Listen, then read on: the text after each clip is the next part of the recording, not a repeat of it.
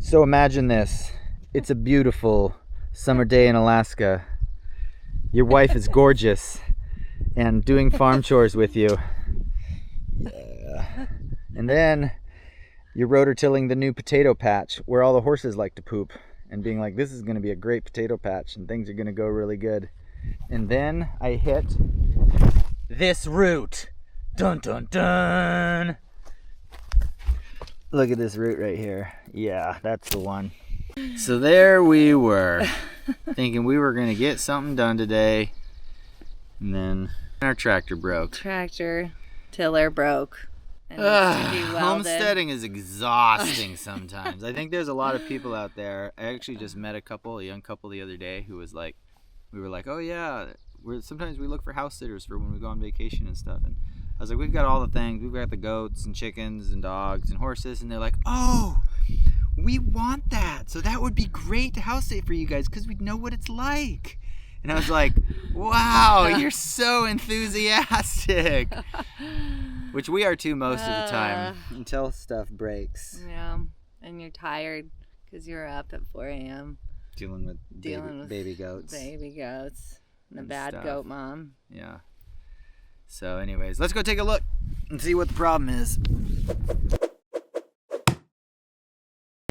The rototiller actually has this cool thing on it that's a clutch, and so usually when you're rototilling along and if you get a rock or a root or a stick or something in the little tiller, then it stops. And so it did that. It actually worked and it did that. And I was like, okay, good. I stopped. We pulled the root out, pulled the stick out, and then got down there and I started to rototill again, and I'm like, oh, it's still slipping. There's something wrong with it.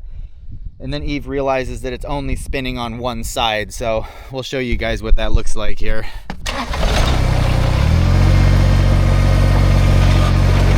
Spinning up.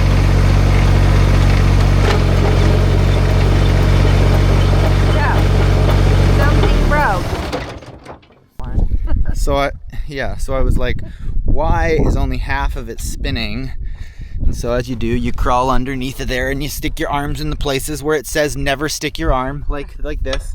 And here we got this warning label and it says, don't ever stick your arm in there because you'll get twisted up. Don't ever put your foot in there because it'll get chewed off. And then we stuck our arm in here and we realized that it's broken right there. See that? The shaft right where it's welded, it literally just split in half and broke. I was telling Eve that she's gonna need to find a welder. Wherever could I find a welder on a weekend? Fortunately, I know a guy, but it's not gonna be cheap. Tell you what, yeah, I can fix it, but this is a Sunday afternoon, and not gonna be cheap. It's gonna take maybe a crisp or a berry pie. We could do that. Something like that. Maybe I can get that done. We will do that.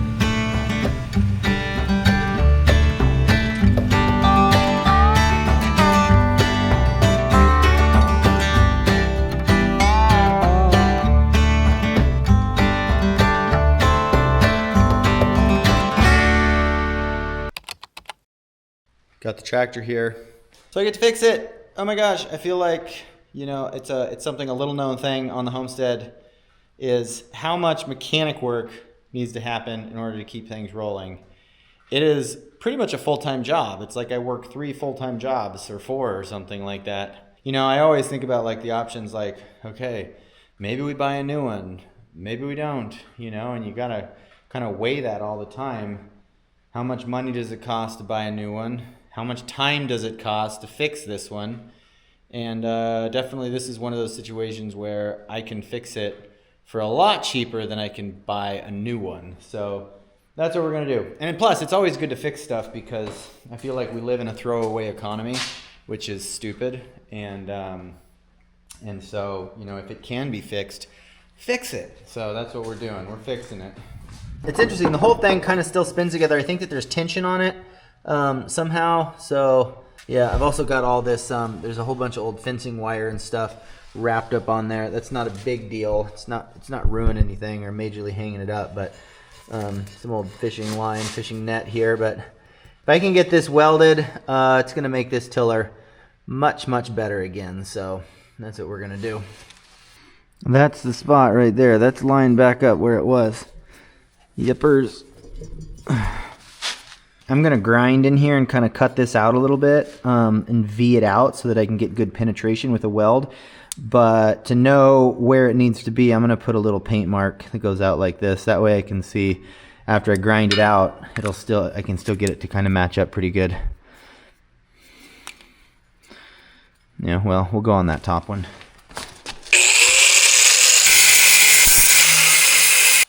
That's pretty good. I gotta kind of lift it up to straighten it out a little bit with the jack. And I got my paint mark more or less where it was. Tops are pretty even. It's all ground out. So now I'm just gonna weld it back up.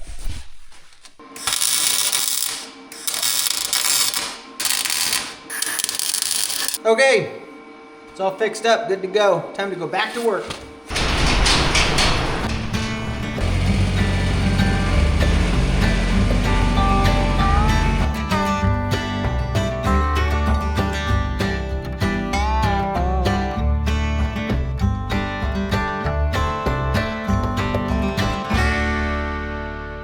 Okay, so I got my sled and my poop shovel.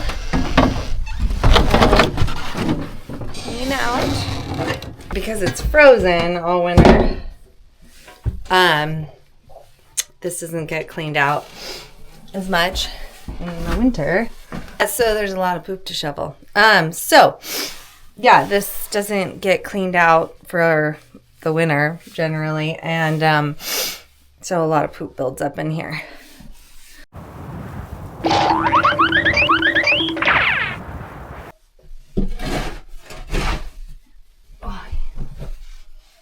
All right, we got a full load. Bring down to the garden. Oh yeah, that's heavy. Look.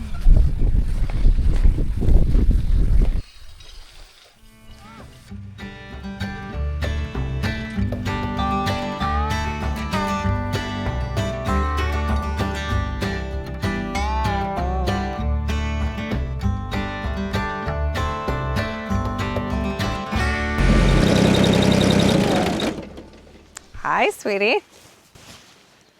My sweetie fixed my tiller. I think this thing's good to go. Yay. You can use it. So Awesome. I'm gonna go get the kids.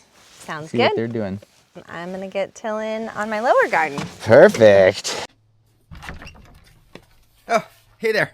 You just caught me coming out of the outhouse. Hey, while I was in there, I was just remembering that Eve's got a YouTube channel also. You guys should go check it out. Eve Kilcher Homestead YouTube channel.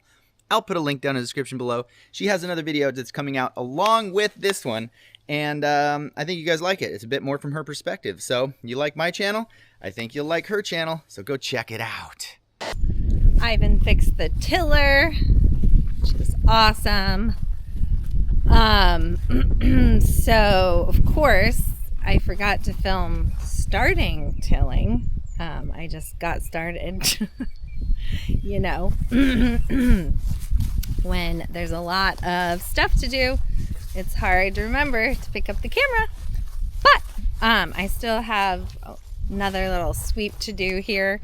I have to say today I am feeling the overwhelm.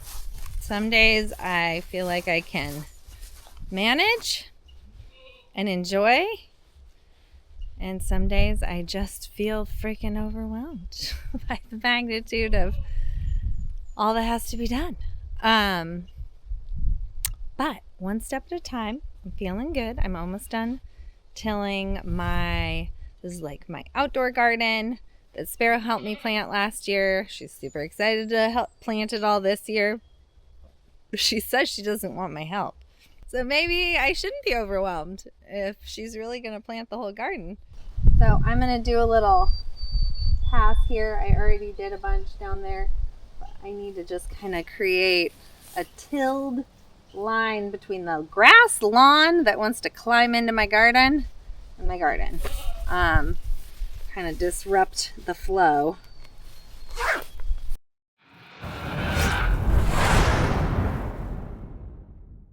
I have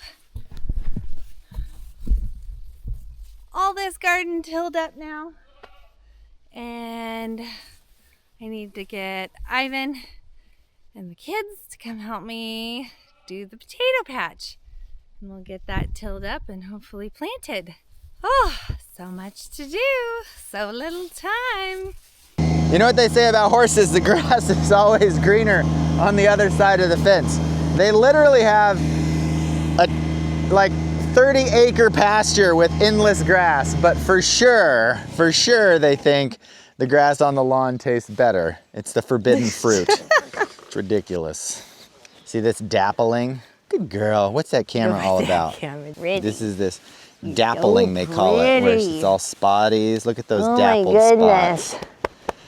Are you the prettiest girl there ever was? Who is that horse? This is Violet. She's my horse. Yeah, what's her nickname? Violent. Violence. Yeah, Violence. Which she is not. She's not. You're not. No, you're not. You're just pesky. Acorn, are you a horse now? Yeah. Oh my gosh. Tickly horse. Oh my gosh, you're a funny goat. So since we had the baby goat, we have the baby goat with Basil and Sage as the mama and the baby.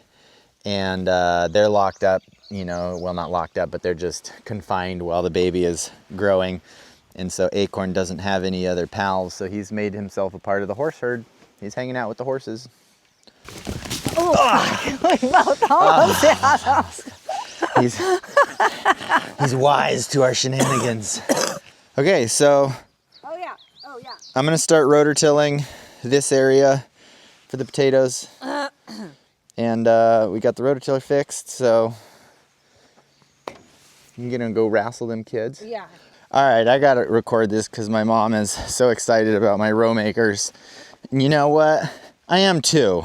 These are the row makers. They're pretty straightforward. It's just, they go in here with a pin drops down, boom, into there, and then I just use a blowtorch to burn some holes through the metal there, and it just kind of forces them there, so when you drive forward, it mounds all the dirt and keeps it kind of makes a mound, makes a row, makes a hill for whatever you want to plant in it.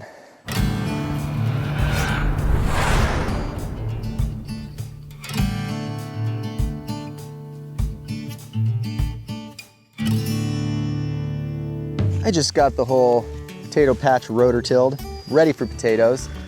We're growing our potatoes this year in the horses' favorite spot to poop.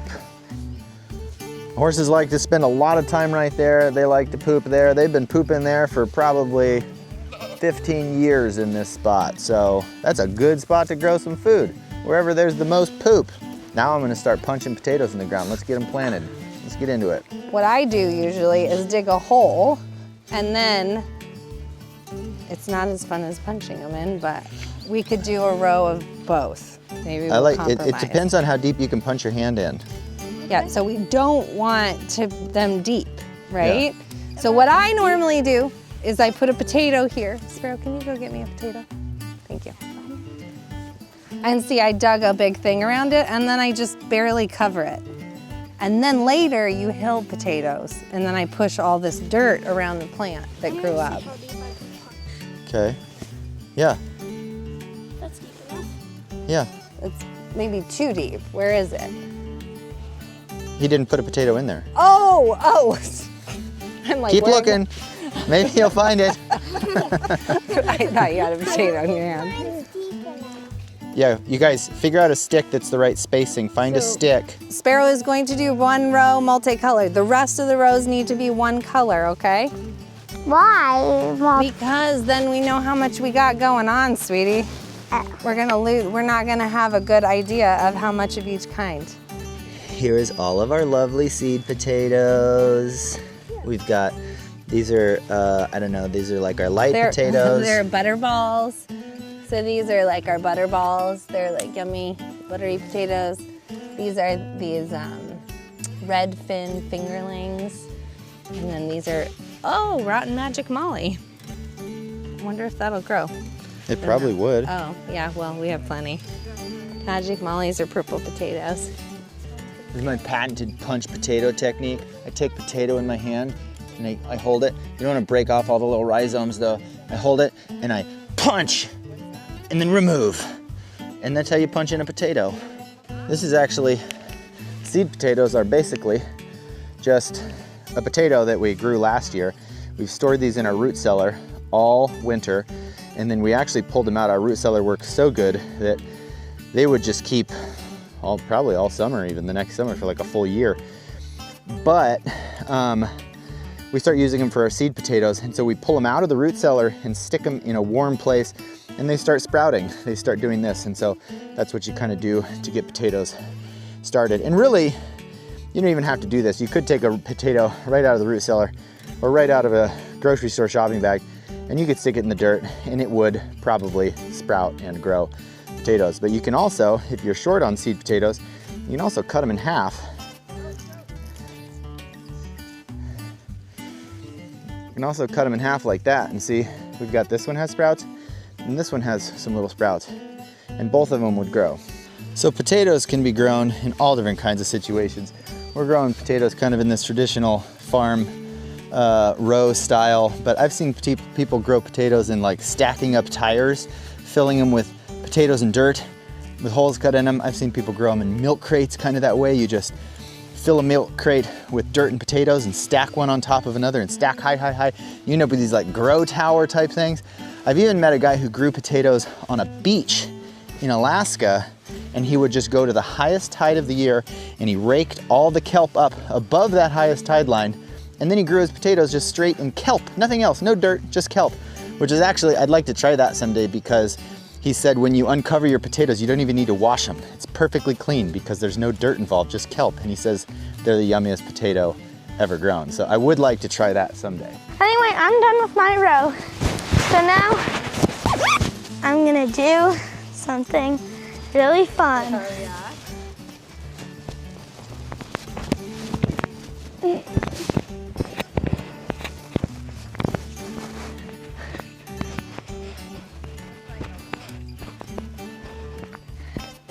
Yeah. Look, this is a heart-shaped potato. Oh, slab. Yeah. Yeah. The heart-shaped potato. My mom and Eve are planting still. Sparrow's finishing a row there. But we're probably like 2/3, 3/4 of the way done. It really didn't take that long. Probably, I'll bet this is only gonna be like 45 minutes to get the whole potato patch planted, which is pretty cool. I'm gonna start working on the electric fence.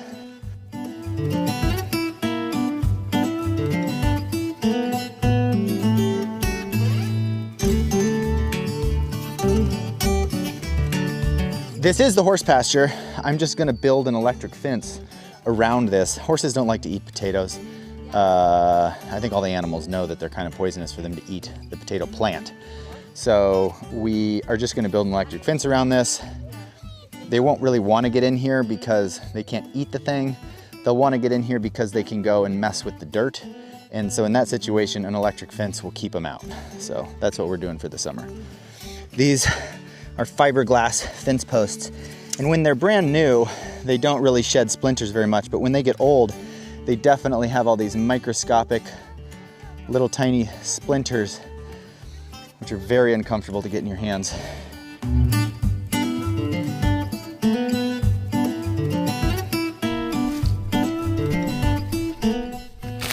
These are little plastic clip-on insulators for electric fences, because if you just put the electric fence wire right on here, then the electricity would shock through this and down into the ground and it wouldn't serve a purpose. So you gotta put these on.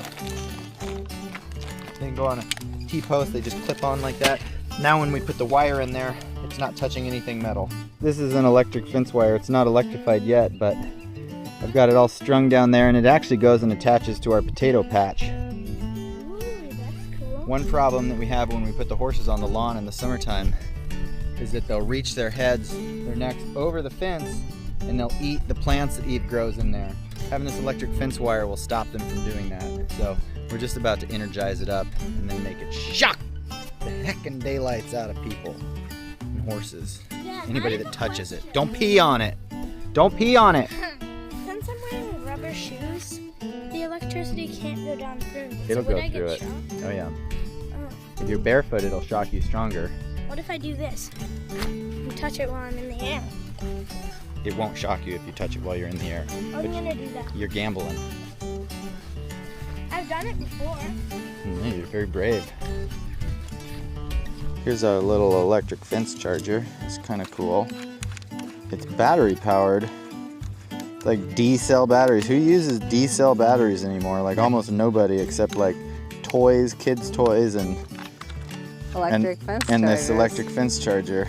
I like how simple this thing is though. Whoopsies. As long as you don't lose the pieces.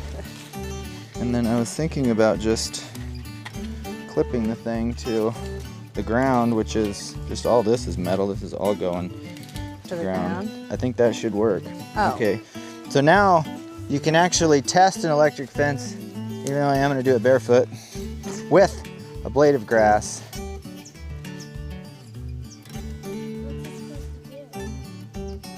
It makes it less. Oh, yep, there I feel it. Okay. It's very subtle, Oh, yeah. but it's going through the grass. Yeah. So that's why I barely feel it. Do you want to try, Findlay? No? I think I've tested it with my blade of grass, and I felt a little tiny shock thing. So I think our electric fence is up and going, which is going to protect our potato patch and this side of Eve's garden from the horses reaching over and eating her brassicas. So broccoli, cabbage, kale, anything really. Even if it was carrots, which they don't really love to eat the They tops just of. want whatever they can't have. Yeah, they want whatever. Now they can't get it. Now they can't. Without getting shocked anyways. You literally got to hold it there. Oh my God. Did you feel it? I felt that. I kind of like it. Yeah, it's really not a big deal. I like that. Oh! Okay, let's Sparrow try. That. I like that. It's really subtle. It's really subtle. And Do you you're feel wearing it? shoes, so it's different for each person. Uh-huh. I don't feel it. Oop, I felt it. Takes a while. It does. Yeah, that one was maybe too thick. And Mom was knees were on the ground. Oh, You're wearing yeah. rubber shoes. That's where you really like Makes a big difference. slide it closer. You just slowly slide it closer and closer until you feel it. I hear it. Don't bump her.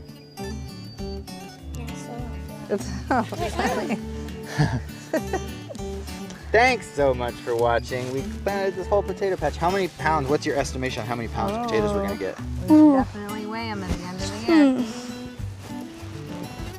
Whoever gets closest gets a prize. You want me to guess first? Yeah. I think we're gonna get 375 pounds of potatoes out of here. I'm gonna guess 310 pounds. I'm gonna guess 363. 363? Close to Dad. Close to me. Yeah, so I think it's usually it goes whoever's closest without going over. Right? Yeah. That's the way it works. There you go. Okay, Findlay? Could say 400. Could I do above your guess? Yeah. Just by a little bit. 385. Okay, 10 pounds more than me. We're really dialing it in there. So you guys are gonna have to watch the harvest episode in the fall because that's when we're gonna get to find out how many potatoes and who was closest. And what's the prize? And what's the prize? We don't even know yet. We don't even know. The prize is you get to eat potatoes. No, I think that I should eat whatever you want. Whatever you want. Wow, that's a high bar for me. I want a helicopter.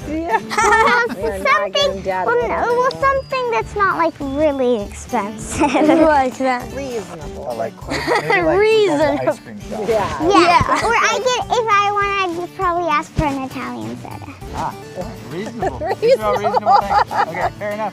Thanks for watching. Don't forget to hit the subscribe button and share this video with your friends. That's a big one too.